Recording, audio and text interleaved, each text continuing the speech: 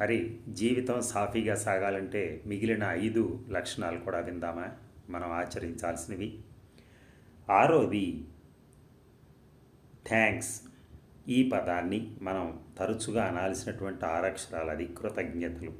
అలాగే అలవరుచుకోవాల్సినటువంటి 7 అక్షరాలు ఏమిటంటే ఫర్గివ్, అంటే క్షమాగుణం. ఎవరైనా మన దగ్గరకు వచ్చినా తప్పు చేసినా మనం క్షమించగలిగితే దగ్గర అవుతారు మనకి జనాలు. దరికి రానియకూడనటువంటి 8 అక్షరాలు జలసి, అసూయ.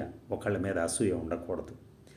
తప్పనిసరిగా చేయాల్సిన 9 అక్షరాలు అడాప్టబుల్, అంటే పరిస్థితులను బట్టి రాజీ పడిపోవటం ఎక్కడైనా సరే.